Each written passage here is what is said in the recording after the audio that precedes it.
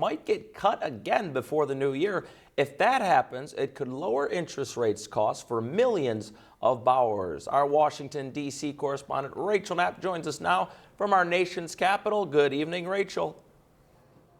Good evening, Philip. So this could be the third consecutive rate cut this year. But Philip, it's been quite a journey getting to this point. Now, earlier this year, the Federal Reserve Chair Jerome Powell received some harsh criticism, especially by the president for not cutting those rates sooner or quicker. And Powell had to defend those decisions, saying that they were trying to manage inflation while also looking at the market stability, especially with the president's global tariff trade war. But now some experts say that things are starting to cool off, and we've seen that these past two meetings where they've decided to make those rate cuts. So I spoke with Senator Dave McCormick about Powell, whose term will be ending in 2026, who should be replacing him, and the Fed's performance.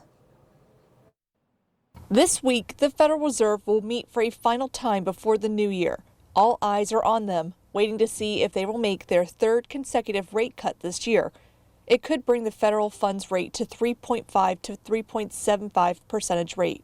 The Fed's decisions on interest rates influence the rates individual borrowers pay for many consumer loans, like car loans, mortgage, credit cards, and personal loans, just to name a few. Ahead of the meeting, reports state a handful of Fed officials have made the case there's not a strong case to cut rates because of concerns about inflation, which still remains slightly above their 2% goal. The president has aired his frustrations with the Fed and its chairman, Jerome Powell, for not cutting rates enough. We asked Senator Dave McCormick, who sits on the Senate's Banking, Housing, and Urban Affairs Committee, about Powell's and the Fed's performance. Looking back at COVID and what's happened, I think they were too slow to raise interest rates, which led to this inflation that was really killing working families. The inflation under Biden was the highest since the 80s, the 9% in 1 year, 22%. So it's too slow to raise them, and then too slow to lower them once we got the challenges of COVID past us. So I don't think the central bank's performance has been great during this period. Powell's term as chairman will end next year.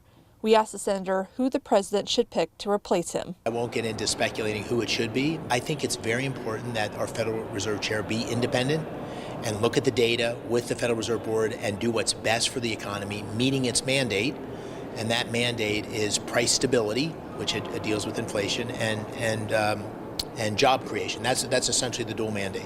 And so he's got to pick somebody that's going to have that credibility to do that.